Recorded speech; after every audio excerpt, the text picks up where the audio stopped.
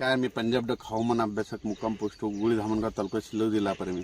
राज्यामध्ये दरवर्षी 11, 12, 13, 14, 15 जुलै दरम्यान पाऊस येतो. हे कायमचं सर्वांनी लक्षात घ्यायचं. दररोज राज्यामध्ये काय होणार आहे, दररोज 2-2 दिवस एका भागात मुक्काम करणार आहे, चांगला पाऊस पडणार आहे आणि सर्व शेतकऱ्याचं पिकं जोमाने येणार आहेत. म्हणून हे सर्वांना सांगतोय. राज्यात सांगायचं झालं तर सगळ्याचे पिकं जोरात आहेत, कोणाचंच पीक सुकणार नाही. कारण की यावर्षी तुम्हाला मी म्हटलं होतं की यावर्षी असा पाऊस एकदम असा बंद होणारच नाही, म्हणजे नॉन स्टॉप चालू राहील. 4 दिवस एखाद्या विदर्भात राहील तर 4 दिवस पुन्हा पश्चिम महाराष्ट्रात राहील, 4 दिवस मराठवाड्यात राहील, 2 दिवस उत्तर महाराष्ट्रात राहील, पण पाऊस चालू राहणार आहे म्हणून हा अंदाज लक्षात द्यायचा.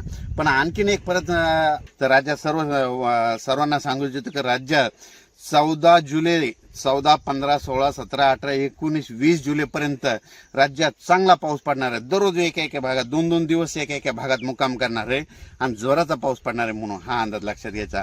ओढे नाले करणारा पाऊस राहणार आहे, काही ठिकाणी रिमझिम राहणार आहे म्हणून हा अंदाज लक्षात घ्यायचा. पण परत शेतकऱ्याला सांगू इच्छितो की राज्यामध्ये जशी वापसा भेटेल तसं तुम्ही तुमचे तण नियंत्रण करून घ्या, हे देखील तुम्हाला सांगू इच्छितो. पण राज्यामध्ये सांगायचं झालं तर 20 जुलैपर्यंत चांगला पाऊस पडणार आहे म्हणून हा अंदाज लक्षात घ्यायचा. परत एक सांगू इच्छितो की राज्यात अचानक वातावरणात बदल झाला तर लगेच एक मेसेज दिला जाईल. पाऊस पडल्याच्या नंतर राज्यामध्ये काय होतं की पुलाच्या फरशीवर पाणी येतं.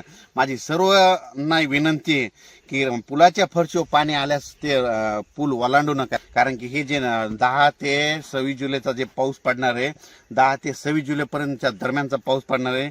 ओढे नाले येणार, ओढ्या नाल्याला पाणी येणार आहे आणि काय करतात, आपल्याला घरी जायची घाई असल्यामुळे पुलं ओलांडतात. म्हणून माझी सर्वांना एक विनंती, पुलाच्या फरशीवर पाणी आल्यास पुढे जाऊ नका म्हणून सर्वांना विनंती. अचानक वातावरणात बदल झाला तर लगेच एक मेसेज दिला जाईल. धन्यवाद.